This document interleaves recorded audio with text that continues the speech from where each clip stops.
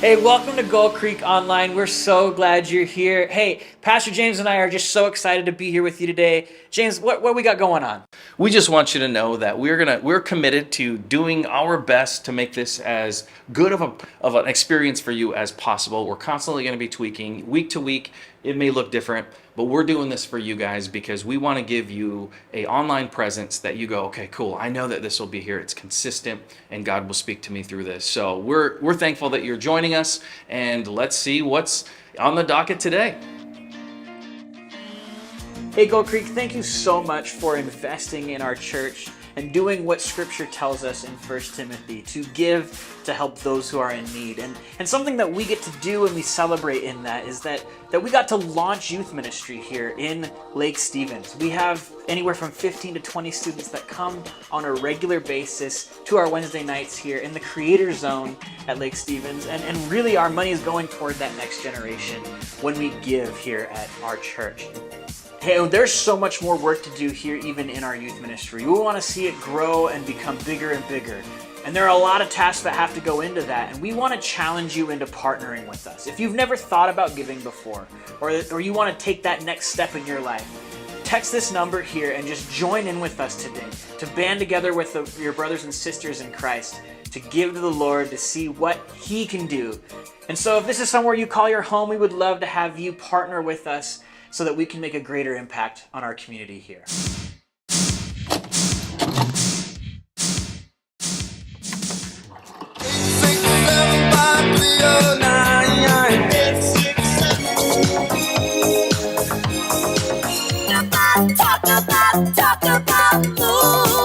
If you're blue and you don't know where to go to, why don't you go where fashion sits? Who let the dogs out?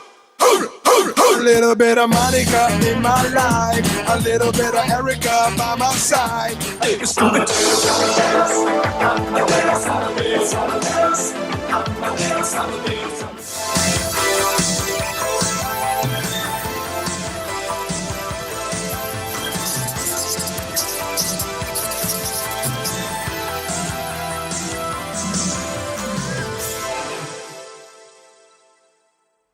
Hey, welcome everyone. I'm so glad you guys are here with us today. Pastor James here from your favorite campus and mine, Lake Stevens. We're in the middle of One Hit Wonders. This is one of my favorite series, just because I'm a trivia buff, music buff. So for me, this was just fun.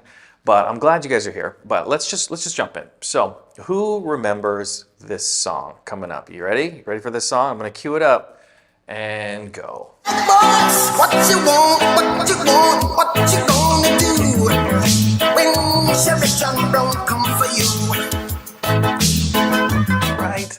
Bad Boys. Who could forget that song? Now, I'm going to ask you. I mean, I know you're at home or you're at work or you're wherever you are and you're watching this on a separate occasion, but you don't have to raise your hand if you don't want to. You can raise your hand if you want to, but let me ask you.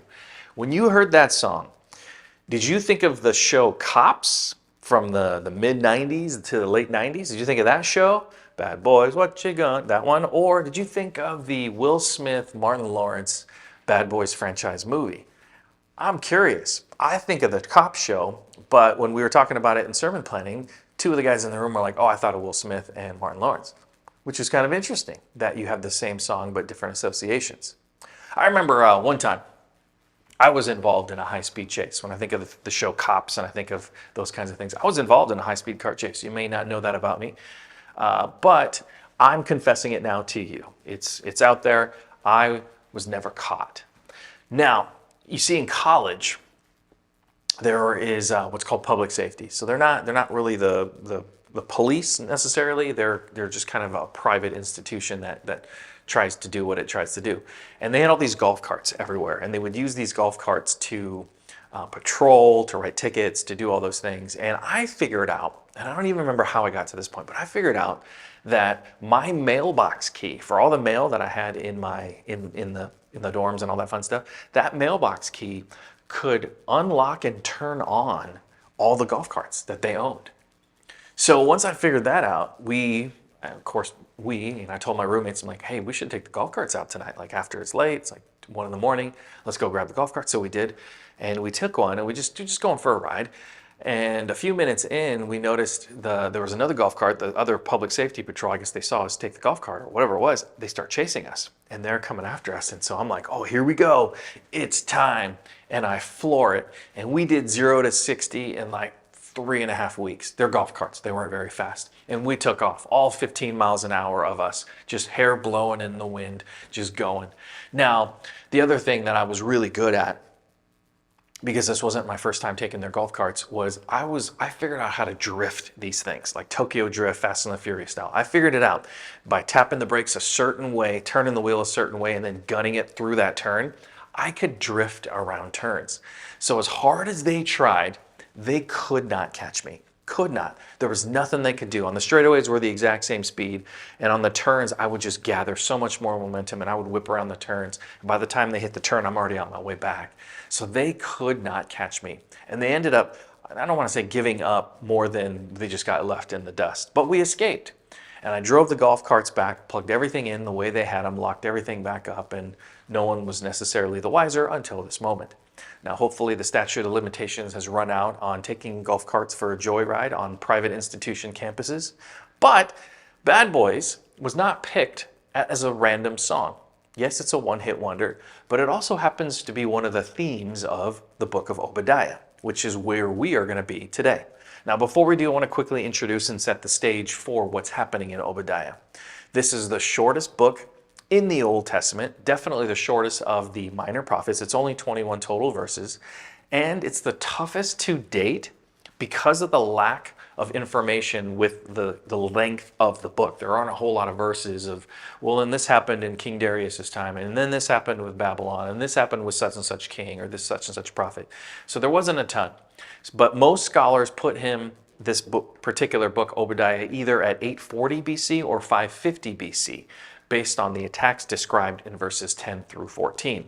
And most scholars, now I'm not saying all, most scholars agree that it's probably the 550, the closer to the Jesus one, 500 years till Jesus. But whatever the case, Jerusalem, whichever Obadiah it was, Jerusalem has been attacked. Edom, their relatives, which, if you didn't know who that was, Edom are the descendants of Esau, and Israel are the descendants of Jacob. So they're related, they're family, they're cousins. But Edom joined in the Babylonian attack, and they would loot and they would turn in their relatives. If the Israelites tried to flee, they would stop them, catch them, bind them, and turn them into the Babylonians. So the people now of Israel are hurt, feelings physically and emotionally, and also they were hurt because they were being persecuted and attacked. They were scared. And they didn't know what their future was going to hold for them. They were like, well, God, where are you? What's next? So we're gonna dive into this and really kind of dissect what Obadiah says to, one, the Edomites and also the bad boys, and also his own people, the Israelites. So let's jump right in. And it says, this is a vision that the sovereign Lord revealed to Obadiah concerning the land of Edom. Okay, this is the vision of Obadiah. He's rebuking the Edomites. And he's being very clear with that. And he's being very obvious with that, because that's the opening lines of verses 2, 3, 4, 5, and 6. And it just keeps going on. So he's encouraging the Israelites in a second. He spends more time actually rebuking than encouraging, but he's going to say that God's going to restore you. But before we do that, he's going to be like, you know what? These guys have wronged us. They have wronged you. They've wronged me. They've wronged God. And God's going to have his justice. And I think all of us right now, if you're sitting there, you can relate to the contextual way of thinking. Like, you and I might not be in captivity, but we all know the pain of what it feels like to lose hope. Will I make it? Will we make it? Will they make it? We understand that pain of not knowing what's next.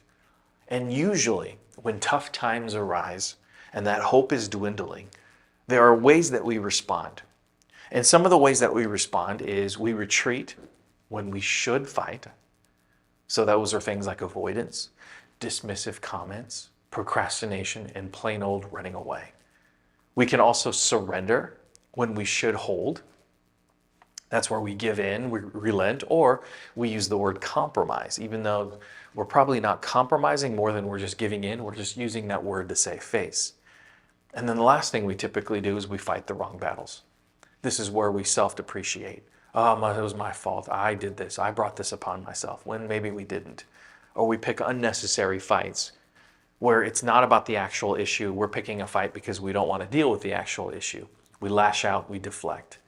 Now, avoiding, running from, or ignoring your problems create a temporary relief. Let's just be real. When there's a problem and we don't deal with it, temporarily we feel better because we're not in the middle of it.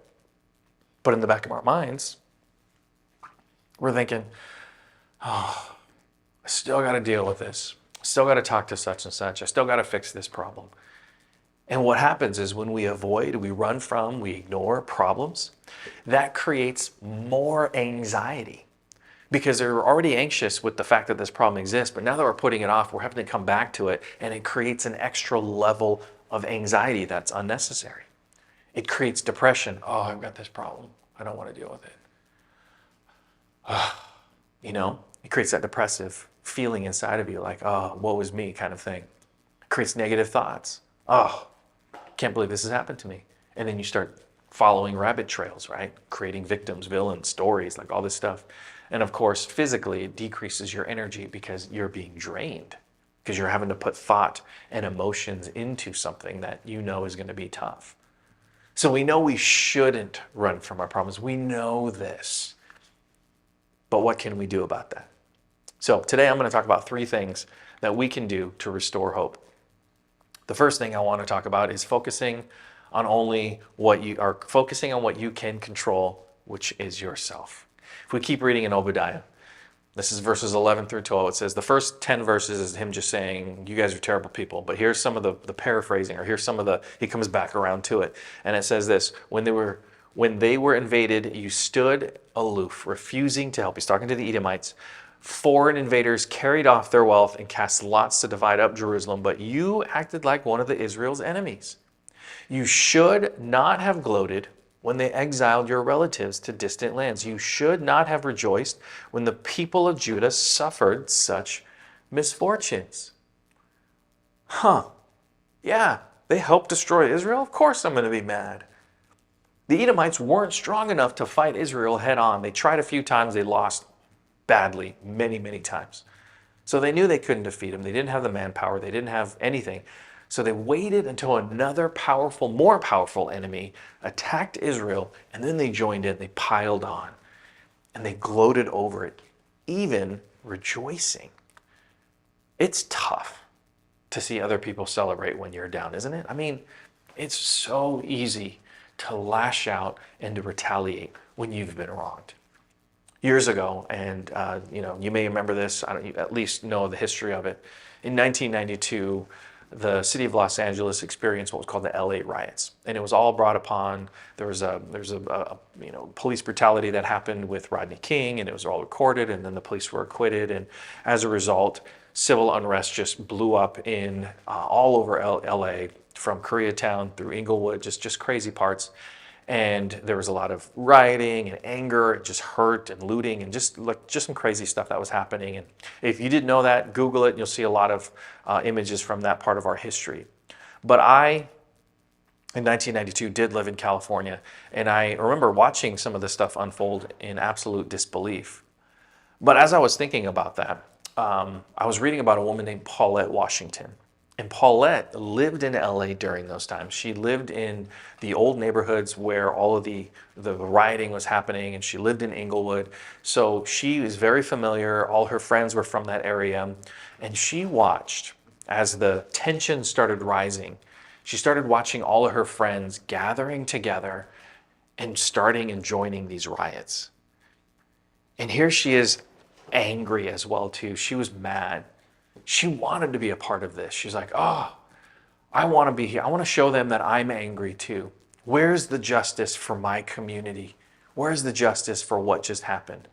But in her heart, she knew that she couldn't do this, that she shouldn't do this.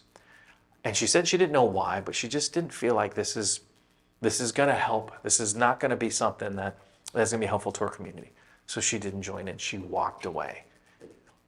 And later throughout the night, all her friends that were in that group that participated in this riot, they were all arrested that evening. But it didn't end with that as her story. It wasn't just a story of her walking away. See, this moment was a catalyst for her. It was a catalyst for her heart and for what she does now. Because today, she works with the Affiliates and Offenders Recovery Program in LA. What that means is her life is devoted to helping people to stop the patterns of behavior that has led them to incarceration and that road that leads to destruction. She took that experience when everyone else around her, all her friends, were doing these things. She says, this is not the way. And she changed her pattern of behavior. See, spiritual maturity says, I'm not going to worry about what other people are doing. I'm going to focus on what I'm doing. And you've probably heard me say this a bazillion times. The only person that you can control is yourself. You can't make others do what you want consistently. You can be an influence for sure. But in the end, they control themselves and you control yourself. So whenever things that happen to us seem tough and we want to fight or run away, we have the choice to stick around and really work through it or to run away. We have the choice to control our own behavior and how we react. The second step that we can take is we don't allow real hurt to change your view of God. Let me read to you some scriptures again. And this is out of Obadiah, verse 18, I believe. Yes, 18. The people of Israel will be a raging fire, and Edom a field of dry stubble. The descendants of Joseph will be a flame roaring through the field, devouring everything. There will be no saviors in Edom. The Lord, have spoken. This is supposed to be encouragement. God is reminding them so many times, and he's reminded them in the past, he's reminding them right now, that they are his chosen people. From Abraham, through Moses, through Joseph, through Jacob, he told them over and over again, you are my chosen people. I have created a connection with you that will not be severed. Now that should be their perspective. But in this moment, I don't know that it is. They're discouraged. And you and I know that hurt changes us. When we're hurt, things inside of us shift. And when I use the word real hurt, because the hurt that you're experiencing is real. It absolutely. But it doesn't have to change your view of God. It doesn't have to affect necessarily how you process who God is in your life. And I'll get to that in a second. But I wanted to share a friend of mine's story. A friend of mine was a pastor of a smaller church, probably about 100 people, maybe ish, a little bit less. And he was brought in, he's a young pastor, he's brought in to kind of help revitalize that church and help them reach into the community and attract young families. He was well liked. He was a really good communicator, did an excellent job crafting messages and making them engaging. He taught from the Bible, so it wasn't like it was just some random stuff that he said. Like, he was a Christ-following church leader, and he led his church well. He's doing a great job. Well, during one of his board meetings, he got into an argument with another board member. Nothing super heated. They just had a disagreement on how the budget should be split. And this disagreement was intense enough that it was an argument, for lack of a better term. But towards the end of it, my friend thought that they came to a good resolution. He's like, I feel like we came to a good understanding, and you and I are both set our piece, and we're going to kind of let it sit, and at the next meeting we'll address that again and see if anything's changed. So they ended the meeting, and everything went where it went. They had a great Sunday that following Sunday. I don't know what day the board meeting was, but that following Sunday they had a great Sunday. They had some new faces. It was fun, an exciting moment in the church. Momentum was starting to begin. But then 7 days later, my friend was fired. Just let go. He did nothing wrong. He had no moral failures. He was scripturally sound. But the board member that he had gotten into an argument with influenced the other board members and started spreading lies and talking about how terrible of a person he is, and got him fired. He personally did not like that someone disagreed with what he thought was the right thing to do. And rather than work it out, he had enough influence within that church to push out my friend, and he lost his job just like that. And even as he left, the board member threw one more last jab, and he says, "You should have just let it go. He basically said, you should have let me have my way." And now my friend is wondering, did I mistake my calling? Should I not have gone into the ministry? Like, God, are you sure? Maybe I was supposed to be something else. I have a different degree. Are you sure this is the direction? Is this where you want me to be? It is so easy to forget that God is still with us when hope is fading. It's so easy. I understand that. When we should be saying, God loves me. Jesus died for me. I am an adopted child of God. My place at the table of God is set for me. When we should be saying those things, instead we question where God is. There's a great book, and it'll be on our resource page, which means you can go to our website, or if you have the app, you click the resources. And the book is called Don't Give the Enemy a Seat at Your Table. And it's written by Louis Giglio. Great book. I've read it once, and I've heard him preach about it, and he has a whole message built around that. And it's just an amazing perspective from a pastor who's been a pastor for a long time, talking about how in our personal lives, we create these intimate moments, and we'll call them the table, right? And usually when you're having dinner with someone or lunch with someone or whatever it is, it's a little more intimate than just having a face-to-face meeting or a board meeting or a video meeting or whatever it is. There's some intimacy that's created because you're creating community. I think we all understand that. That's not the concept that we're talking about here. But within there, within your community group, within your table of your heart, your mind, your soul, those things, there are people that are going to want a seat at your table that do not belong there. And what that does is it creates the dynamic of dissension, and it creates issues of division, and it just does all of these things. You question everything because when you want to be having community, they are being destructive. And Louis Giglio walks through that. And he helps us kind of process through how do we recognize those kinds of people. And that's a sermon and a topic for another day. But if you would like to know more, I would highly encourage you to buy his book or download the Audible or whatever it is that you need to do. But I was thinking about that book as I was thinking about my friend, because he thought the board member was on his side. He thought his table with these board members was set. Pastorally, or the purpose of an elder board, typically biblically, is to lift up and support the pastor. That's why they're there. What he didn't know is he really had an enemy at his table. He didn't know that. until it was too late. My friend could have left that experience and had his heart destroyed. He could have walked away saying, God, I'm done with you. I gave you a shot. You let me down. I'm not doing this. I've seen it happen before. I've seen lots of pastors that have walked away from the faith. It's not a new thing. And it's usually because of some sort of church hurt. But he didn't. He didn't do that. He just kept saying, well, God has other plans for me. And obviously it's not at that church. I don't know what it is yet, but I know he has been faithful to me my entire life. I'm still going to trust him right now. That's a hard place to be in, but it's a game changer of a place to be in. The last step I want to talk about is remember that God has a purpose and a plan for you. Now, I know it sounds very pastoral. Bear with me. Let's read the scriptures. It says, the exiles of Israel will return to their land and occupy the Phoenician coast as far north as Zarephath. The captives from Jerusalem, exiled in the north, will return home and resettle the towns of Negev.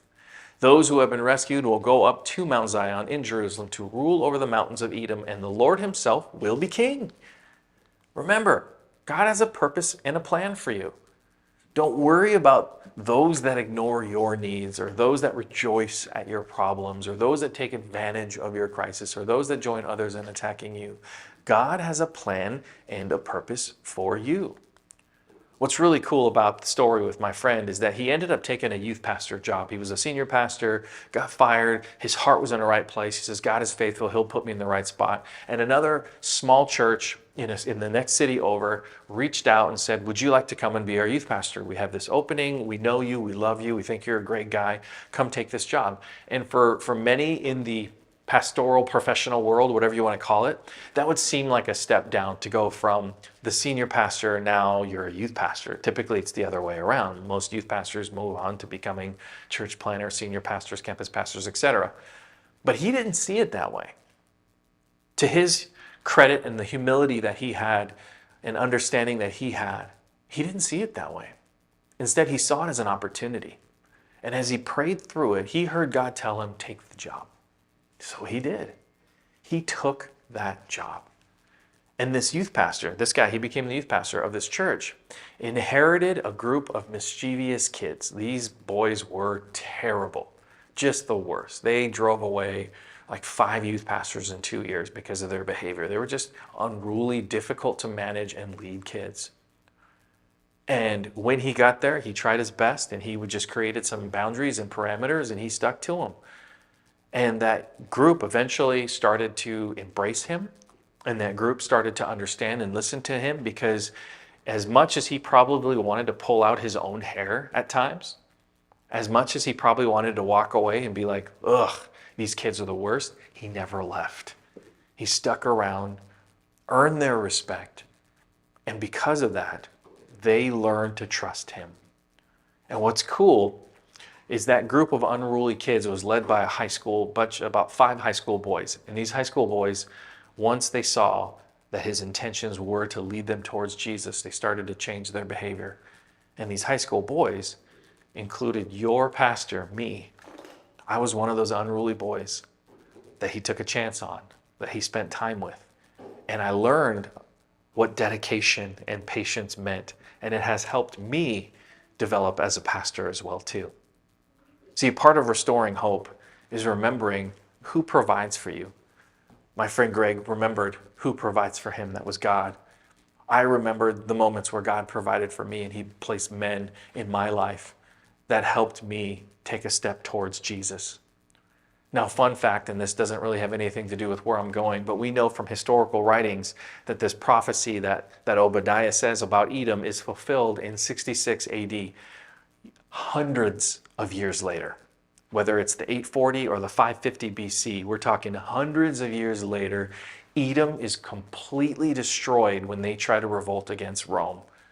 To this day, you will not meet an Edomite. But the story isn't to encourage us to wait for God's justice. It's not like we should be like, okay, this person wronged me. All right, God, I'm ready. Smite them. That's not what this is. It's not about that. Because let's be honest here. Let's flip the tables. Haven't you and I wronged others as well too? Haven't we said things that we shouldn't have? Have we done things that we shouldn't have that hurt people? And if that's the case, that person deserves the right for God to smite us.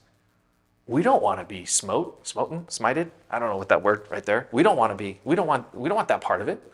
We want others to get theirs, but we don't want to get ours, right? That changes our perspective a little bit. Knowing that, yeah, you know what? People have wronged us and God will resolve things in the end, but it doesn't matter because I am forgiven. I am given a new opportunity and a chance. And there's hope. And that hope is talked about not only in Obadiah, but all the minor and major prophets. He says things like, take a step towards God even when it's hard. That's what he's saying. That's basically the book of Obadiah. These guys have wronged you. Step forward to God. He has a plan and a purpose for you. But what he's doing when he talks about the new Jerusalem that I just read, the new kingdom that he's establishing, he's pointing to Jesus. We all are going to face the same fate as the Edomites. We all deserve to be smoten. But because of Jesus, we won't get what we really deserve. And that is huge. And maybe it's time for some of us to let go of what we think others deserve and go back to the opening point, which is to control only what we can control, ourselves. My question is, what do you need to take a step towards today? What do you need to do to take that step? Where do you need to change? Is there something that God has placed on your heart that you're like, oh man, Lord, I can't let go of this. They've just wronged me so hard. And God's like, I know it's real. It hurts, I know. But guess what? I have something for you, but I can't give it to you yet because you're holding on to this so much that you're going to ruin what I'm going to give to you. And God says, just start to let that go. Just start to slowly release your grip so that your hands will be open and empty. And then I can place this in your hands. And I believe that God has all of that for us. And it may not be something physical that he places in your hands. It might be a peace that he places in our hearts. That once we say, you know what? I can't control what others do. I can control what I do. I'm going to be faithful. I'm going to follow you. I'm going to let go of the anxiousness and the anger and the anxiety that comes with holding on to these things. I'm going to come before you with open arms and open hands. And God says, that's all I ever wanted. And then once we do, he says, here's peace. Here's grace. Here's mercy. Here's understanding. Here's compassion. Here's all of these things. And he just pours them out and just saturates us. And he's just waiting for us to do this. What if that's what he's waiting for you to do right now? My encouragement to you right now, as we shut down this video and as we close down this message, I want you to take a minute. Don't do anything else. Just sit. Listen. Ask God to reveal the things that you need to let go. Maybe you already know. Start praying through that. God, help me to take the first step.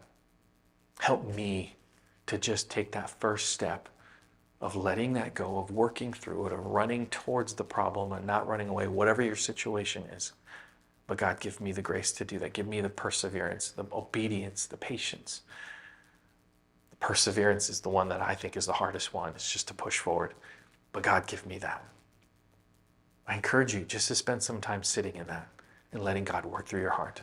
Let me pray for you and then we'll be done. Heavenly Father, I thank you again for today, for just the opportunity that we have to release the things that hold us back, God, to release the things that keeps us from really feeling the fullness of experiencing you. And so I just pray, whatever we're holding on to so tightly, we begin to release them to the point where we are able to come before you with open hands so that you, God, can place the blessings that you have intended for us right in the center of our hands.